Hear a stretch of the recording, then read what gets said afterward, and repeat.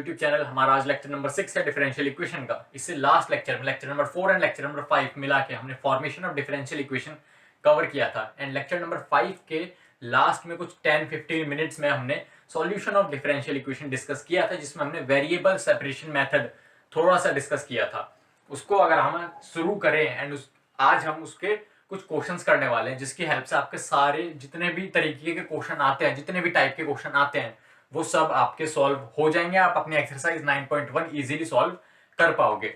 हमने variable separation method में क्या डिस्कस करा था कि हमें y equals to f x एक फंक्शन गिवन होता था। फॉर्मेशन ऑफ डिफरेंशियल इक्वेशन में हमें ये गिवन होता था। हम डिफरेंशिएशन का सहारा लेके अपनी डिफरेंशियल इक्वेशन बनाते थे। बट अब सॉल्यूशन ऑफ डिफरेंशियल इक्वेशन या फिर वेरिएबल सेपरेशन मेथड में क्या करना है, हमें डिफरेंशियल इक्वेशन गिवन होगी या हम कंडीशंस का यूज करके डिफरेंशियल इक्वेशन बनाएंगे। ठीक, एंड इसका अपोजिट काम करना है। हमें ये फंक्शन निकालना होगा कि ये कौन सा फंक्शन है जो इस इक्वेशन को सेटिस्फाई करेगा, डिफरेंशियल इक्वेशन को। तो हम उल्टा काम कर रहे हैं, तो हमें डिफरेंशिएशन का उल्टा यानी कि इंटीग्रेशन करना पड़ेगा। इंटीग्रेशन करेंगे एंड हम यहाँ पे पहुंच जाएंगे अपने फंक्शन पे। हमने थोड़ा सा इसका बेसिक भी देखा था कि अगर हमारे पास कोई फंक्शन है h y and g x, उस टाइप में हमने देखा था कि हमारा कोई इक्वेशन है d y by d x, ये हमारी first order and first degree की इक्वेशन है, इक्वल्स टू हमारा कोई फंक्शन होगा एक्स एंड वाई में। ये हमारा कोई फंक्शन है जिसमें एक्स एंड वाई दोनों वेरिएबल इन्वॉल्व है। या फिर मैं इसको और अच्छे तरीके से लिखूं तो इसको मैं दो अलग अलग functions h y and g x इस तरीके से लिख सकता हूं कि एक मेरा फंक्शन होगा y वाला, एक मेरा फंक्शन होगा x वाला। अब अगर मेरे को अपना फंक्शन निकालना है y इक्वल्स टू समथिंग पे जाना है, तो मेरे को ये dy बाई डी एक्स हटाना पड़ेगा। अब dy बाई डी एक्स हटेगा कैसे, डिफरेंशिएशन है ये, तो डिफरेंशिएशन का उल्टा करना पड़ेगा यानी कि इंटीग्रेशन। अब इंटीग्रेशन ऐसे होता नहीं है, तो हमें वेरिएबल सेपरेट करने पड़ेंगे। तो मैंने क्या करा, ये जो एच वाई है इसको मैं ले आया इस साइड एंड यहाँ पे d y as it is रहने दिया, एंड जो dx है उसको मैं ले आया इस साइड। तो मैंने क्या करा, वेरिएबल सेपरेट कर लिया अपने। मैंने क्या करा, वेरिएबल जितने थे x वाले एक साइड ले आया एंड y वाले एक साइड ले गया।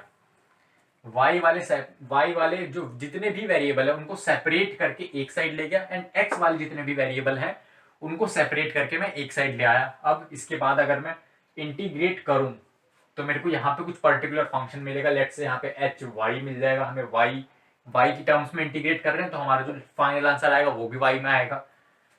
सिमिलरली यहाँ पे हम x की टर्म्स में इंटीग्रेट कर रहे हैं, तो यहाँ पे हमारे पास एक फंक्शन आएगा कैपिटल gx। अब सिंस यहाँ पे इनडेफिनेट इंटीग्रेशन हो रहा है, तो यहाँ पे एक plus c constant of integration भी आएगा एंड यही कांस्टेंट ऑफ इंटीग्रेशन हमारा है आर्बिट्ररी कांस्टेंट। यही हमारा बनेगा आर्बिट्ररी कांस्टेंट या ऑफ जनरल सॉल्यूशन। ये हमारा arbitrary constant of general solution बनेगा। तो इन शॉर्ट हमारा जो वेरिएबल सेपरेशन मेथड है वो बस इतना ही है। हमें कुछ फंक्शंस गिवन होंगे, हमें कोई कंडीशन गिवन होगी, उसकी हेल्प से हम ये इक्वेशन बनाएंगे। ठीक, एक बार ये इक्वेशन बन गई तो हमें y वाले एक साइड, x वाली चीजें एक साइड लेके आनी है। उसके बाद हम इंटीग्रेट करेंगे एंड उसके बाद हम अपना फाइनल आंसर निकाल लेंगे। तो आज हम कुछ 5 इंपॉर्टेंट क्वेश्चंस डिस्कस करने वाले हैं, जिसकी हेल्प से आपके सारे कॉन्सेप्ट्स क्लियर हो जाएंगे एंड आप अपनी एक्सरसाइज इवन मिसलेनियस की कुछ क्वेश्चंस वेरिएबल सेपरेशन मेथड पे जो बेस्ड हैं वो आप सॉल्व कर पाओगे। सो आज सबसे पहले हम क्वेश्चन लेते हैं, find the general solution of. Number 1 question है हमारा, find general solution. General solution को शॉर्ट फॉर्म में मैं जीएस लिख देता हूं। Find general solution of differential equation. Differential equation हमें क्या गिवन है, dy by d x equals to x plus one upon two minus y and एक हमें कंडीशन क्या गिवन है, y नॉट इक्वल्स टू 2। तो इस पे अभी हमें ध्यान नहीं देना, y हमारा 2 हो। अगर हमारा y 2 हो गया तो 2 माइनस 2 0 हो जाएगा, ये हमारा नॉट डिफाइंड फॉर्म में चला जाएगा, इसलिए हमारा y 2 नहीं हो सकता। खैर अब इस पे ध्यान नहीं देना, हमें ये इक्वेशन गिवन है। तो हम क्या करेंगे, सबसे पहले हम लिखेंगे गिवन अपनी जो भी डिफरेंशियल इक्वेशन है dy by d x equals to x plus 1 upon y minus 2 या फिर 2 माइनस वाई। आपका y माइनस 2 की जगह है 2 माइनस वाई। अब क्या करना है, y वाले जितने भी टर्म्स हैं उसको एक साइड, x वाले टर्म्स एक साइड, वेरिएबल सेपरेट करना है। तो y का एक ये टर्म है एंड एक ये टर्म है, तो उसको मैं LHS में ले जाता हूँ, 2 माइनस वाई एंड यहाँ पे dy इक्वल्स टू, अब y वाले एक साइड हो गए, x वाले एक साइड, x वाला यहाँ पे dx है तो dx उठ के इस साइड आ गया, x plus 1 into D x. Now integrating both side, दोनों साइड इंटीग्रेट करते हैं। अब यहाँ पे इंटीग्रेट करा तो ऐसे हो गया 2, अब आप ब्रैकेट ओपन करो तो हमने 2 dy माइनस y dy, अब इनको अलग अलग हम इंटीग्रेट कर सकते हैं, इक्वल्स टू सेम चीज यहाँ पे x dx, ब्रैकेट ओपन कर लिया हमने, प्लस 1 डॉट dx, अलग अलग इंटीग्रेट कर सकते हैं। ठीक, 2 का इंटीग्रेशन हो गया 2y माइनस y का इंटीग्रेशन हो गया y square equals to y का इंटीग्रेशन हो गया y स्क्वायर अपॉन 2, x का इंटीग्रेशन क्या हुआ x स्क्वायर अपॉन 2 एंड यहाँ पे 1 का इंटीग्रेशन हो गया प्लस x। अब सिंस ये सब आपका इनडेफिनिट इंटीग्रेशन है, हमें एक कांस्टेंट भी लगाना पड़ेगा। अब इसको अगर हम थोड़ा सा अच्छे फॉर्म में लिखें, मतलब ये जितने भी आपके हाफ, ये जो फ्रैक्शन में 2 है उसको अगर हम हटा के पूरी इक्वेशन को 2 से मल्टीप्लाई कर दें तो हमारी इक्वेशन क्या बनेगी, 4y minus y square equals to x square plus 2x plus 2c।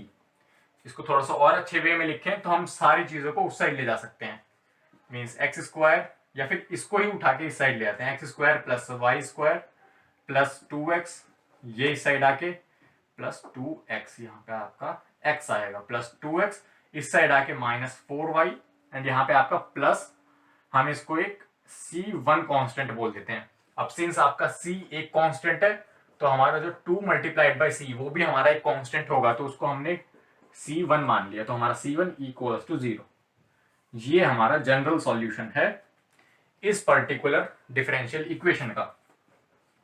This is general solution of, जो हमारी अगर इक्वेशन नंबर 1 है, इक्वेशन नंबर 1 कैसे करा, y वाले जितने भी टर्म्स थे उसको एक साइड ले लिया हमने, x वाले जितने भी टर्म्स थे उसको एक साइड ले लिया।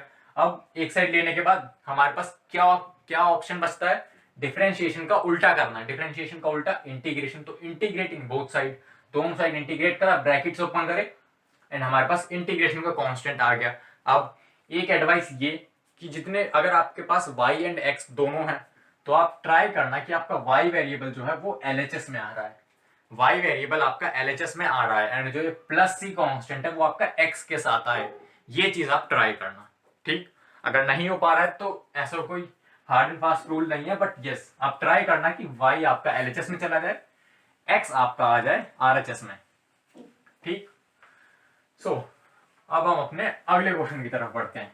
ये वाला क्वेश्चन था हमारा जनरल सॉल्यूशन निकालने का, बट अभी हम क्या बात कर रहे हैं, सॉल्यूशंस ऑफ डिफरेंशियल इक्वेशन। तो हमारा जनरल सॉल्यूशन भी हो सकता है एंड हमारा जो पर्टिकुलर सॉल्यूशन है वो भी हो सकता है। अगला क्वेश्चन क्या बोल रहा है हमारा, फाइंड पर्टिकुलर सॉल्यूशन। इस वाले क्वेश्चन में हमारा जनरल सॉल्यूशन की जगह है पर्टिकुलर सॉल्यूशन, हमसे पर्टिकुलर सॉल्यूशन भी पूछ सकता है। Find particular solution of differential equation. क्या इक्वेशन गिवन है हमें, dy by dx equals to equals to minus 4xy square and given that y0 equals to 1। So ये जो कंडीशन गिवन है ये हमारा पर्टिकुलर सॉल्यूशन निकालने के लिए गिवन है। पहले हम जनरल सॉल्यूशन पे जाएंगे, उसके बाद हम अपना पर्टिकुलर सॉल्यूशन पे जाएंगे, बट अभी हम थोड़ा सा वेरिएबल सेपरेशन मेथड की हेल्प से जनरल सॉल्यूशन पे पहुंचे, उसके बाद डिस्कस करेंगे इस कंडीशन के बारे में कि थोड़ी सी अलग वे में कंडीशन दे रखी है। हमारा जो आंसर है वो गिवन हमारा dy by dx equals to minus 4xy square. हमारे पास ये इक्वेशन गिवन है, हम इसको इक्वेशन नंबर 1 लेट कर देते हैं। y वाली टर्म्स एक साइड, x वाली टर्म्स एक साइड, तो हमारे पास 1 अपॉन वाई स्क्वायर इधर ले आए, 1 upon y square dy equals to -4x and dx को हम इस साइड ले आए, तो x एक साइड आ गया, y एक साइड आ गया। ठीक, उसके बाद मेरे को ये चीज दिख रही है कि अगर मैं इसके अगले स्टेप में, हमें पता है कि इंटीग्रेशन करना है, इंटीग्रेट करना है। अब मेरे को ये चीज दिख रही है कि अगर मैं इसको इंटीग्रेट करूंगा तो यहाँ पे मेरा नेगेटिव साइन आएगा। ठीक, एंड नेगेटिव साइन मेरे को यहाँ पे भी दिख रहा है, तो क्यों ना मैं ये नेगेटिव साइन पहले ही उधर ले लूं, जो नेगेटिव पहले से यहाँ पे रहेगा एंड एक इंटीग्रेशन वाला नेगेटिव, तो वो दोनों आपस में एडजस्ट हो जाएंगे। आप ये चीज करके देखना। ठीक, y मैं यहां से वाई स्क्वायर ले जाने की जगह -y² ले गया इस साइड, तो माइनस इधर से उधर लगा लिया तो कोई चेंज नहीं हुआ। ठीक, now integrating both side, integrating both sides, दोनों साइड इंटीग्रेट करा मैंने।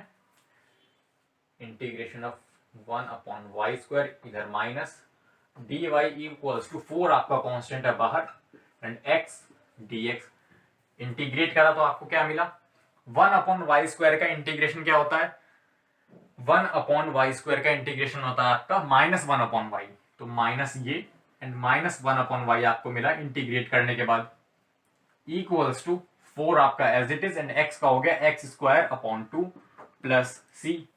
तो अगर ये माइनस माइनस प्लस हो गया, ठीक, तो हमारे पास फाइनल इक्वेशन क्या है, 2 से ये 2 cancel, 1/y equals to 2x² plus c।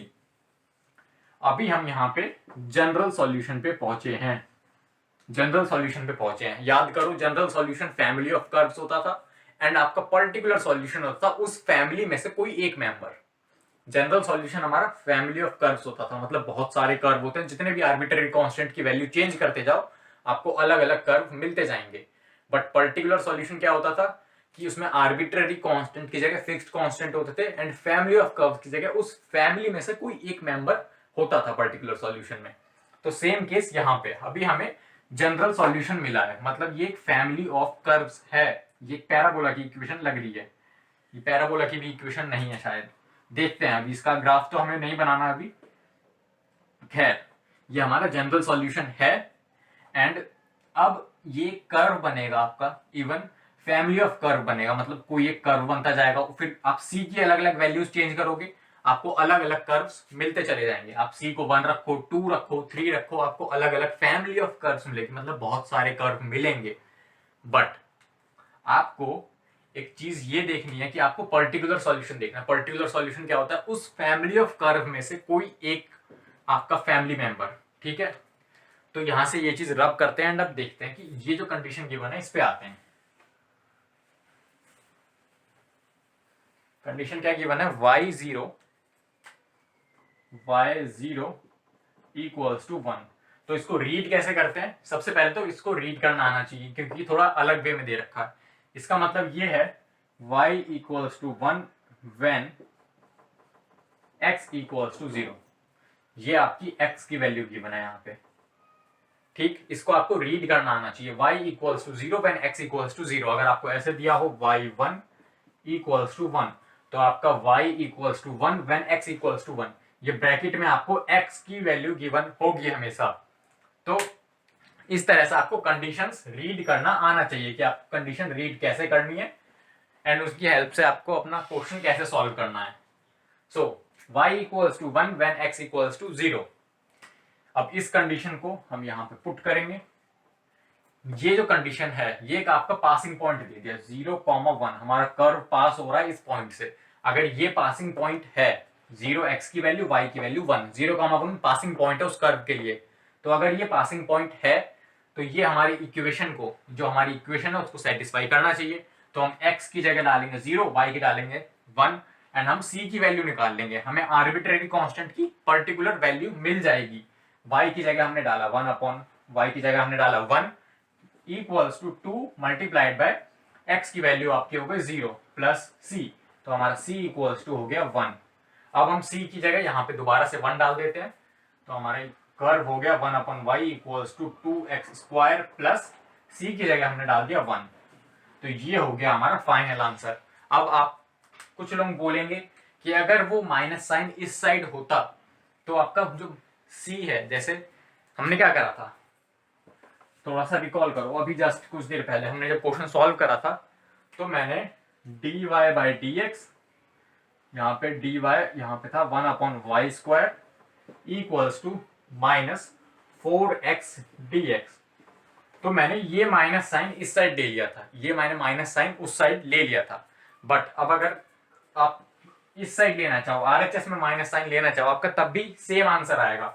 वहां पे आपका यहाँ पे सी की जगह हो जाएगा सी की जगह आपका -c हो जाएगा। बट आप जब सी की वैल्यू पुट करोगे, इस कंडीशन को यूज करके आप सी की वैल्यू कैलकुलेट करोगे एंड फिर आप पुट करोगे वैल्यू, तो आपकी सी की वैल्यू आ जाएगी -1 एंड फिर आप -1 यहाँ पे रखोगे तो माइनस माइनस प्लस, आपका ओवरऑल आंसर यही आने वाला है। तो आंसर में आपका चेंज नहीं होगा बिल्कुल भी। आप चाहे तो माइनस इस साइड लो, चाहे या फिर इस साइड लो, या फिर इससे आपको कंफ्यूज होने की जरूरत नहीं है। जैसे हमने क्वेश्चन सॉल्व करा है आप वैसे सॉल्व कर सकते हो। खैर, हमारे 2 क्वेश्चंस बहुत इजीली एंड बहुत जल्दी सॉल्व हो चुके हैं एंड आई होप आप लोगों को भी चीजें समझ में आ रही होंगी। सो हमारा थर्ड क्वेश्चन जो है आज का, यहाँ पे क्वेश्चन नंबर थर्ड क्वेश्चन क्या है, find the equation of curve. थोड़ा सा इस बार रब करना पड़ेगा, फाइंड इक्वेशन ऑफ कर्व, इस बार अलग क्वेश्चन है थोड़ा। Find equation of curve, find equation of curve passing through point, passing through the point, passing point हमें गिवन है 1,1, whose differential equation is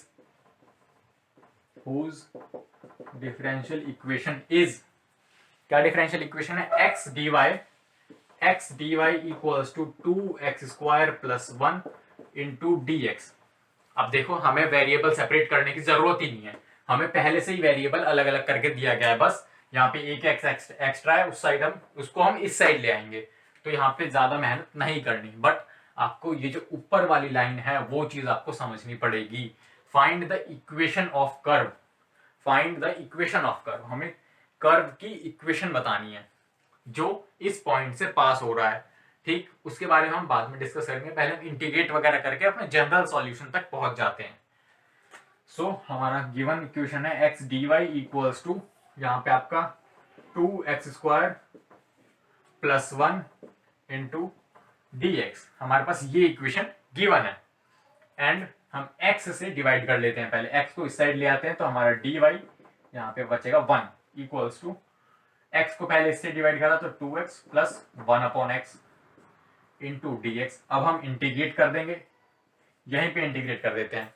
ठीक, 1 का इंटीग्रेशन क्या होगा, y इक्वल्स टू 2x का इंटीग्रेशन होगा 2 मल्टीप्लाइड बाय x²/2, 2 से 2 cancel. ठीक, प्लस 1/x का क्या होता है, log x, log of x and यहाँ पे आपका प्लस c आ जाएगा। प्लस c आ गया आपका, तो आपका फाइनल जो कर्व है वो ये आया, plus log x plus c। अब सिंस हमें पासिंग पॉइंट गिवन है, जो हमारा ये जनरल सॉल्यूशन है वो हमारा फैमिली ऑफ कर्व्स को बता रहा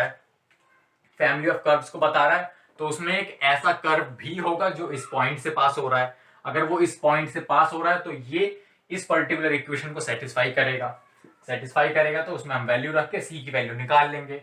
y की वैल्यू 1 इक्वल्स टू x की value 1 plus log 1 plus c की वैल्यू आपकी आएगी 0,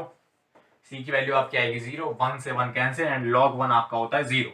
ठीक, c की वैल्यू 0, तो हमारा ये जो पर्टिकुलर सॉल्यूशन है वो क्या हो जाएगा, y equals to x² plus log of x। अब चाहे मॉड लगाओ या मत लगाओ, log में सबको पता होता है कि पॉजिटिव वैल्यूज जाती हैं।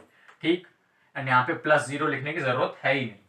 तो ये हमारा एक पर्टिकुलर सॉल्यूशन है। देखो, it is free from arbitrary constant आपका यहां से हट चुका है इस कंडीशन की वजह से। ये पासिंग पॉइंट हमें गिवन था। ठीक, तो करना कुछ नहीं है, बस आपका इक्वेशन गिवन होगी, उसको अगर वेरिएबल सेपरेट करके पहले से दे रखा है, जैसे यहाँ पे दे रखा है, तो आपको डायरेक्टली इंटीग्रेट करना है, कंडीशन देखनी है कहाँ से पास हो रहा है, या फिर आपकी वैसे इस तरीके से गिवन, ये आपको इस तरीके से भी गिवन हो सकता था कि जब x की वैल्यू 1 है तब y की वैल्यू 1 है, तो यहाँ पे जब x की वैल्यू 1 हुई तो y की वैल्यू भी 1 हो गई। ठीक, तो इस तरह से गिवन हो या फिर इस तरह से गिवन हो, आपको कंडीशंस रखनी है यहाँ पे, ठीक, उसके बाद आपको ये जो कांस्टेंट आएगा इंटीग्रेशन का, उसकी वैल्यू रखो, उसकी वैल्यू निकालो। ठीक, वैल्यू निकलने के बाद आपको वही वैल्यू यहाँ पे दोबारा से पुट कर देनी है सी की। तो ज्यादा टफ चीजें नहीं है, बट आपकी प्रैक्टिस की बात है। आप जितनी ज्यादा अभी से प्रैक्टिस करके जाओगे एग्जाम में आपको उतनी कम दिक्कतें होंगी। मैथ्स में एक सिंपल सा रूल है कि आपके marks is directly proportional to your practice.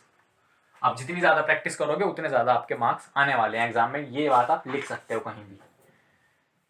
ठीक, इसके बाद वाला जो क्वेश्चन है वो थोड़ा सा ट्रिकी है एंड काफी अच्छे लेवल का क्वेश्चन है। क्या क्वेश्चन है? Find the equation of curve passing through -2, 3 passing through the point -2, 3। यहां तक तो क्वेश्चन आपका सेम चल रहा है। गिवन दैट, यहां से अब हल्का सा चेंज, यहां पे इस बार डिफरेंशियल इक्वेशन भी नहीं दी है। देखो, तो आपको अगर प्रैक्टिस नहीं होगी तो आप ऑब्वियसली गड़बड़ करके आओगे। Given that slope of tangent, given that slope of tangent to curve is given by 2x upon y square. ये हमारा क्वेश्चन गिवन है। तो हमारे ये जो क्वेश्चन गिवन है इसमें हमारे ये तो बाद में आएगा कि ये पॉइंट कहां से पास हो रहा है। जनरल सॉल्यूशन तक आपको पता है कि पहले जनरल सॉल्यूशन तक पहुंचना है इंटीग्रेट करके, उसके बाद कंडीशंस लगानी है। बट इसमें एक जो सबसे यूनिक चीज है इस क्वेश्चन में कि हमें डिफरेंशियल इक्वेशन गिवन ही नहीं है कि हम इंटीग्रेट किस फंक्शन को करेंगे। डिफरेंशियल इक्वेशन हमें dy बाई डी एक्स बताया ही नहीं गया है। इस बार हमें dy बाई डी एक्स नहीं बताया गया है। आप क्वेश्चन दोबारा से रीड करो, इसमें हमें dy बाई डी एक्स बताया है बट इनडायरेक्टली बताया है। इनडायरेक्टली कैसे? आप ये देखो, स्लोप ऑफ टेंजेंट, हमें स्लोप ऑफ टेंजेंट बताया गया है कि ये हमारा स्लोप ऑफ टेंजेंट है किसी भी पर्टिकुलर पॉइंट पे। आप एक्स एंड वाई की वैल्यू डालो, वहां पे आपको टेंजेंट का स्लोप मिल जाएगा। मैंने आपको कॉन्टिन्यूटी एंड डिफरेंशिएबिलिटी पढ़ाते टाइम ये चीज समझाई थी कि स्लोप ऑफ टेंजेंट क्या होता है। स्लोप ऑफ टेंजेंट हमारा dy बाई डी एक्स ही होता है। स्लोप ऑफ टेंजेंट बोलो या फिर dy बाई डी एक्स बोलो, एक ही बात है। ये चीज मैंने आपको कॉन्टिन्यूटी डिफरेंशिएबिलिटी वाले चैप्टर में काफी अच्छे से काफी डिटेल में बताई थी, ग्राफ वगैरह बना के।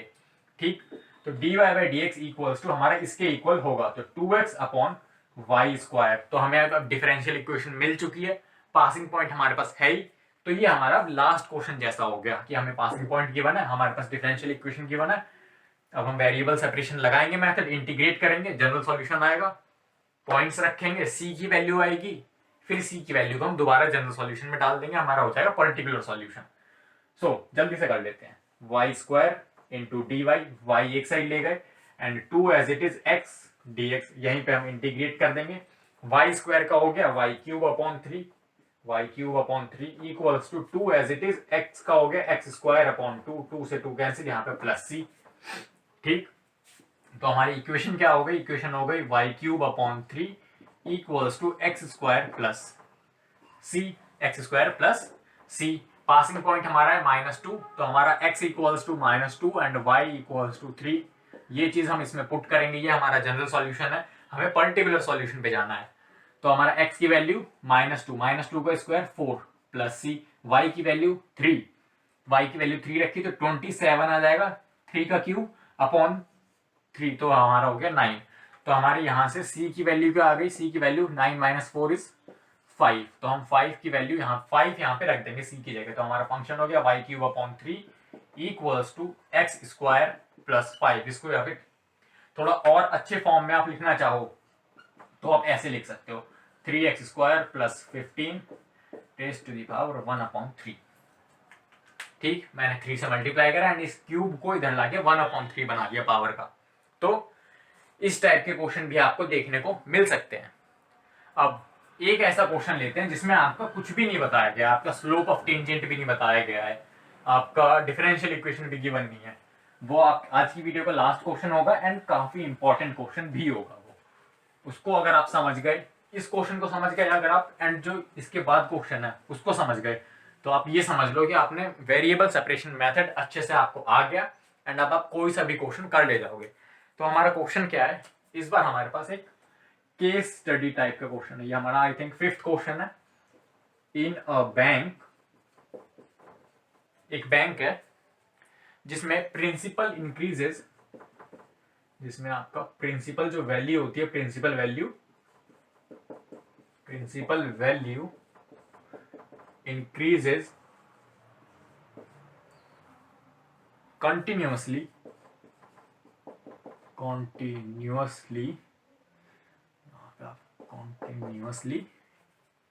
at rate of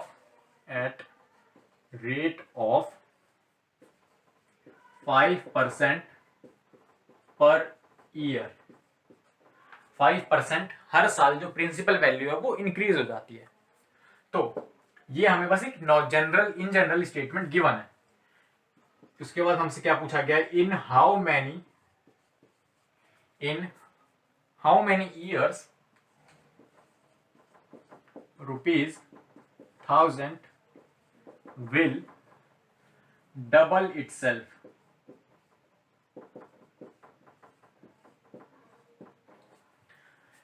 अब अगर आपको प्रैक्टिस नहीं है तो वही बात, आपको पता भी नहीं चलेगा कि डिफरेंशियल इक्वेशन का क्वेश्चन है। ठीक, आपकी इसलिए इसमें प्रैक्टिस इतनी इंपॉर्टेंट है कि अगर आपकी प्रैक्टिस नहीं की, अगर आपने प्रैक्टिस नहीं करी या फिर प्रैक्टिस करते टाइम आपने इस टाइप के क्वेश्चन पे नजर भी नहीं घुमाई तो और एग्जाम में आ गया तो आप बस यही सोचते रह जाओगे कि ये है कौन से टॉपिक का। आप बस टॉपिक देखते रह जाओगे कि आपको पता ही नहीं चलेगा कि डिफरेंशियल इक्वेशन का है।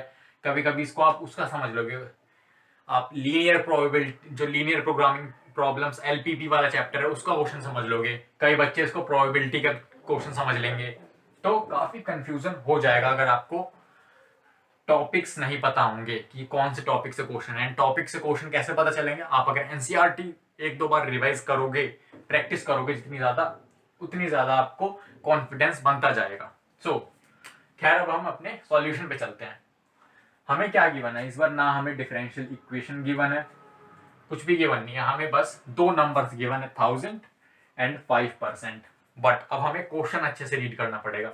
इन अ बैंक, एक बैंक में जो प्रिंसिपल वैल्यू है वो कॉन्टिन्यूसली इंक्रीज कर रही है एट रेट ऑफ, ये वर्ड हमारे लिए इंपॉर्टेंट है। क्यों? क्योंकि अगर मैं बोलूं कि हमारा वेलोसिटी क्या होती है, वेलोसिटी होती है हमारी ds/dt। वेलोसिटी को हम कैसे बोलते हैं, rate of change of distance. Rate of change of distance, rate of, हमने रेट मेजर में भी पढ़ा था कि rate of change of volume, rate of change of radius, ये सब चीजें हमने पढ़ा था। तो हमारा कुछ dy/dt या फिर जो भी है वो हमारा यहां से आ सकता है। रेट एंड डिफरेंशिएशन काफी हद तक रिलेटेड है।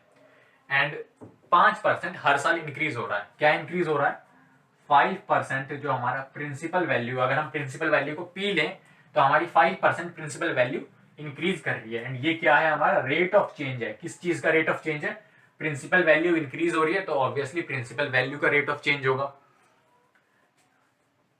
इसमें चेंज हुआ। अब नीचे क्या आएगा, नीचे आपका टाइम आएगा पर ईयर, dp/dt। ये आपकी प्रिंसिपल वैल्यू है। तो प्रिंसिपल वैल्यू टाइम के साथ कैसे चेंज हो रही है? 5% of initial P, 5% of initial जो भी आपकी वैल्यू है।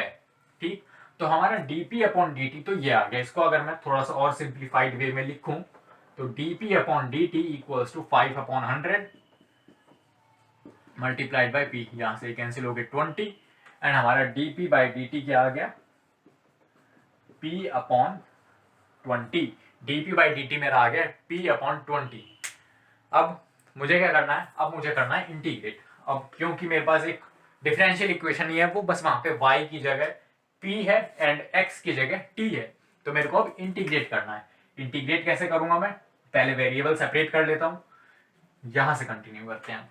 तो p वाले को मैं एक साइड ले लेता हूं, 1/p, p उस साइड गया, dp इक्वल्स टू 1/20 आपका कांस्टेंट एंड यहाँ पे dt। इंटीग्रेट करो। ठीक, ये आपका कांस्टेंट है इंटीग्रेशन के बाहर। इंटीग्रेट आपने करा तो 1/p का हो जाएगा log of p equals to 1/20 and यहाँ पे हो गया आपका dt का हो गया t। तो इन शॉर्ट आपका t/20 आप बोल सकते हो एंड यहाँ से ये t हम ड्रॉप कर देंगे। ठीक, dt का हो गया t, 1/p का हो गया log p। इसको अगर मैं थोड़ा सा और चेंज करूं तो यहाँ से log हटा के मैं इसको e की पावर में ले जा सकता हूँ, p equals to e raise to the power t upon 20, and यहाँ पे प्लस c आएगा तो यहाँ भी प्लस c आएगा, प्लस c पावर में जाएगा। उसके बाद p equals to e raise to the power t upon 20 multiplied by e raise to the power c, base same power add, तो मैंने वही फॉर्मूला अपना के स्प्लिट कर लिया दोनों को, ये आपका पावर में था तो वही चीज मैंने अप्लाई करी, मैंने जो बेस है स्प्लिट कर लिया दो अलग अलग चीजों में, एक इसका बेस एंड एक इसका बेस, दोनों का बेस सिंस ई है तो आपका बेस सेम पावर ऐड हो जाती ऐसे, तो उसका मैंने रिवर्स कर लिया, ठीक। एंड लॉग को इस साइड लाके मैंने ई की पावर में लगा दिया ये सब, एंड यहाँ पे इंटीग्रेशन हुआ था तो ये इंटीग्रेशन का कांस्टेंट प्लस सी। खैर यहां तक अगर हम पहुंच गए, या फिर मैं ई रेज टू द पावर सी, ठीक है, उधर से मैं चीजें रब करता हूं अब, ठीक। तो हमारा p equals to e raise to the power t upon 20, मेरा अगर c कांस्टेंट है, ये मेरा एक कांस्टेंट है, ठीक, तो मेरा 2 raise to the power c भी कांस्टेंट होगा, 3 raise to the power c भी कांस्टेंट होगा, तो मेरा 2.7318 ऐसी कुछ वैल्यू होती है, वो भी उसकी पावर c भी कांस्टेंट होगा, एंड ये किसकी वैल्यू होती है, ये e की वैल्यू होती है, तो e raise to the power c मेरा कांस्टेंट होगा। तो अगर ये कांस्टेंट, तो मैं इस पूरे की जगह कोई और कांस्टेंट क्यों ना लिख लूं, तो मैंने कोई और कांस्टेंट लिख के कैपिटल A मान लिया, कैपिटल A मान लिया मेरा, क्योंकि 2 raise to the power c constant है, 3 raise to the power c constant है, तो e raise to the power c भी तो कांस्टेंट होगा, क्योंकि e आपका कांस्टेंट है, उसकी वैल्यू कांस्टेंट है, तो e raise to the power c को मैंने मान लिया ये हमारा e raise to the power c equals to a, ये चीज आप समझो, ठीक। उसके बाद इनिशियली अब इसके आगे की चीजें पढ़ते हैं। देखो हमने आधा क्वेश्चन सॉल्व कर लिया सिर्फ पहली लाइन से, यही चीज आपको प्रैक्टिस के साथ आएगी। In how many years ₹1000 will double itself. Initially आपका जो अमाउंट कितना है, आपका रुपीज में बोलो या फिर प्रिंसिपल वैल्यू बोलो, आपकी वैल्यू कितनी है, आपकी p है 1000, तो आपका इनिशियली स्टार्टिंग में आपका टाइम है 0 ईयर्स, आपने स्टार्टिंग ही वहीं से करी है, तो आपका टाइम है 0। इस चीज को आप इसमें पुट करो, p की जगह आपने लिखा 1000, p की जगह आपने लिखा 1000 equals to a, e raise to the power t की वैल्यू 0 अपॉन 20 0, तो e raise to the power 0 हो जाएगा आपका 1, यहां से आपकी a की वैल्यू आ गई 1000। अब a की वैल्यू हमें 1000 पता चल चुकी है, तो हम कुछ ना कुछ तो कर ही लेंगे। अब इसमें हमें a की वैल्यू भी पता चल गई है, a की वैल्यू मैंने दोबारा से इस इक्वेशन में रखी, तो p इक्वल्स टू a की वैल्यू हमारी आई है 1000 e raise to the power t upon 20। अब मुझे फाइनल अमाउंट कितना चाहिए, फाइनल अमाउंट मेरा होना चाहिए 1000 का डबल, मतलब कि मेरा जो फाइनल अमाउंट है वो होना चाहिए 2000, तभी तो 1000 का डबल मेरे को 2000 चाहिए, एंड वही पूछ रहा है कि कितने देर में हो जाएगा, कितने सालों में हो जाएगा, तो फाइनल अमाउंट ये है, फाइनल अमाउंट मेरे को चाहिए 2000 इक्वल्स टू 1000, हमने a की वैल्यू निकाल ली, e raise to the power t upon 20, ये आपकी एक इक्वेशन है, एक अननोन है time.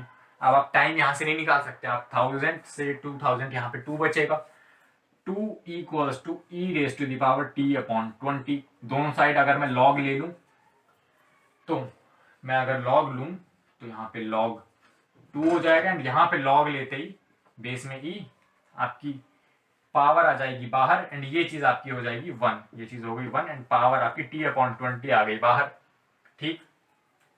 t upon 20 equals to log base में e, यहाँ पे आपकी वैल्यू 2, तो हमारा टाइम कितना हो गया 20 multiplied by log base e, यहाँ पे 2, इतना ईयर्स, आपको ईयर्स लिखना इंपॉर्टेंट है। तो इतने सालों में मेरा जो 1000 रुपए का अमाउंट है वो डबल होके 2000 हो जाएगा। तो हमने 5 क्वेश्चन आज सॉल्व करे हैं, कौन से सबसे पहले आपका नॉर्मल डिफरेंशियल इक्वेशन गिवन होगी, उसमें हम जनरल सॉल्यूशन निकालेंगे। उसके बाद आपकी डिफरेंशियल इक्वेशन गिवन होगी एंड आपकी एक कंडीशन गिवन होगी जिसकी हेल्प से हम पर्टिकुलर सॉल्यूशन पे पहुंचेंगे। उसके बाद आपको डिफरेंशियल इक्वेशन गिवन होगी एंड आपका पासिंग पॉइंट गिवन होगा, उसकी हेल्प से हम पर्टिकुलर सॉल्यूशन निकालेंगे फिर से। उसके बाद हमें डिफरेंशियल इक्वेशन गिवन नहीं होगी, हमें स्लोप ऑफ टेंजेंट गिवन होगा। स्लोप ऑफ टेंजेंट वो 2x/y² वाला वो गिवन होगा एंड पासिंग पॉइंट गिवन होगा, वो निकालेंगे। या फिर हमें रेट ऑफ पर्टिकुलर चीज दिया होगा, उसकी हेल्प से हम पूरा क्वेश्चन सॉल्व करेंगे। तो आपने ये चीज समझ ली कि कंडीशंस की हेल्प से आपको डिफरेंशियल इक्वेशन कैसे बनानी है। फिर जनरल सॉल्यूशन तक एक बार पहुंच गए तो पासिंग पॉइंट या फिर जो भी वैल्यूज दी हैं उनको कैसे रखना है, उसके बाद आपको क्वेश्चन कैसे प्रोसीड करना है, वो चीजें आप यहाँ पे 5 क्वेश्चन में समझ गए। आपकी जो एक्सरसाइज 9.4 है, आई थिंक 9.4 ही होनी चाहिए, 9.4 एक्सरसाइज में आपके जितने भी क्वेश्चन है, अब इन्हीं 5 क्वेश्चन की आपका डुप्लीकेट बोल लो या फिर उसकी कॉपी बोल लो, बस थोड़ी बहुत वैल्यूज चेंज हो जाएंगी, आपके फंक्शंस चेंज हो जाएंगे। हो सकता है 2x/y² की जगह हो 2 tan इनवर्स x। तो इंटीग्रेशन की दिक्कत है, वो अगर आपने उसको इंटीग्रेट नहीं कर पा रहे हो तो आपकी इंटीग्रेशन में प्रॉब्लम है। डिफरेंशियल इक्वेशन आप समझ चुके हो, ठीक, डिफरेंशियल इक्वेशन आप यहाँ पे समझ चुके हो। अगर आप tan inverse x, log x या फिर बाय पार्ट्स लगाने में दिक्कत आ रही है तो वो आपकी इंटीग्रेशन की प्रॉब्लम है। आप डिफरेंशियल इक्वेशन के कॉन्सेप्ट्स को समझ चुके हो। इंटीग्रेशन भी अच्छे से पढ़ाई थी, जितने भी आपके कॉन्सेप्ट थे उसके एक एक क्वेश्चन कराए गए हैं। अगर आपको वहां पे कोई दिक्कत आ रही है तो आप वो प्लेलिस्ट जाके एक बार देख सकते हो, इंटू 2 पे करके जल्दी से उसको खत्म करके फिर ये एक्सरसाइज सॉल्व कर सकते हो। खैर, अगर आपको चीजें वेरिएबल सेपरेशन मेथड खासकर अगर अच्छे से समझ में आ गया है तो इस वीडियो को एक लाइक कर देना। एंड अगर अभी तक चैनल सब्सक्राइब नहीं किया है तो चैनल सब्सक्राइब कर दो, अपने ग्रुप में ये वीडियो फैला दो, हर जगह शेयर कर दो अपने ग्रुप में वीडियो, ताकि जितने ज्यादा बच्चे हैं उनकी हेल्प हो पाए। मिलते हैं अगली वीडियो में, तब तक के लिए बाय।